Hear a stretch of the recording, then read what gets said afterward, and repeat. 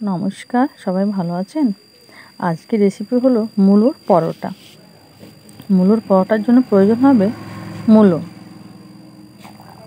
মূলোটা প্রথমে ধুয়ে নেবেন ভালোভাবে, তারপর গ্রেটারে এভাবে গ্রেট করবেন। মূলোর পরোটা কিন্তু খেতে ভীষণ সুস্বাদু হয়। এভাবে গ্রেট করার পর কড়াইয়ে একটু তেল দিবেন। এবার গ্রেট করা মূলোগুলো ভালোভাবে নিংড়ে জলটা বের করে তারপর কড়াইয়ের মধ্যে দিয়ে দেবেন। এবার অল্প পরিমাণ নুন আর অল্প পরিমাণ হলুদ, জিরে গুঁড়ো, ধনে গুঁড়ো। এবার এটা ভালোভাবে একটু ভাজতে হবে, খুন্তিতে নেড়ে নেড়ে। জল কিন্তু একদম দেবেন না। এবার ধনে পাতাগুলো দিয়ে দিলাম। এবার এটা নেড়ে নেড়ে ভাজতে হবে ভালোভাবে। এবার 1 প্যাকেট ম্যাগি মশলা দিয়ে দিলাম। ম্যাগি মশলা আপনার যে কোনো তরকারির জন্য ভীষণ স্বাদ বাড়িয়ে দেয়। এবার ভালোভাবে এটা নেড়ে নিতে হবে, নেড়ে নেড়ে ভেজে নিতে হবে। দেখুন আমার ভাজা হয়ে গেছে মশলাটা। একটু জল নিয়ে খুব শুকনো শুকনো করে ভাজতে হবে। এবার রুটির জন্য আটাটা করে নেব। ভিডিওটা স্কিপ করবেন না, পুরো ভিডিওটা দেখবেন।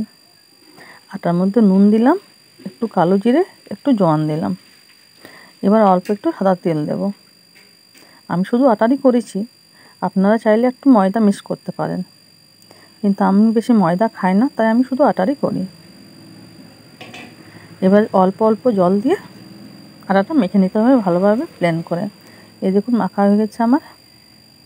এবার এটা 10 মিনিটের জন্য ঢেকে রেখে দেবো। এবার এভাবে লুই কেটে এভাবে গোল করে নিতে হবে মাছটা। আমার যেহেতু ভিডিও করার জন্য কেউ থাকে না, আমি নিজে ভিডিও করি, তাই একটু অসুবিধা হয় আমার। এভাবে পুরটা ভরে নিলাম। এবার এভাবে এটা ঢেকে নিলাম। এবার পারসের মধ্যে এটা একটু থেপে নিতে হবে প্রথমে এভাবে। এবার এটা বেলনা দিয়ে বেলে নিতে হবে, হালকা হালকা করে বেলবেন। যদি আপনার পুরটা খুবই শুকনো শুকনো হয় তাহলে কিন্তু বেলতে কোনো আপনার অসুবিধা হবে না, কিন্তু পুরের মধ্যে যদি একটুও জল থাকে তাহলে কিন্তু আপনি বেলতে পারবেন না। এই দেখুন খুবই সুন্দর আমার বেলা হয়ে গেছে, একটু বার হয়নি। এবার তেল দিয়ে একটু একটু করে তেল দিয়ে ভেজে নেব। ভিডিওটা ভালো লাগলে লাইক করবেন, শেয়ার করবেন। যারা আমার ভিডিওটি নতুন দেখছেন তারা আমার চ্যানেলটি সাবস্ক্রাইব করে দেবেন, তাহলে আরও খুব ভালো ভালো cooking video, vlog video, shorts video দেখতে পাবেন। কি সুন্দর পরোটাগুলো আমার হয়ে গেছে দেখছেন, খুবই সুন্দর খেতে। কিন্তু মূলোর পরোটা অসাধারণ টেস্ট, একবার বানিয়ে দেখবেন।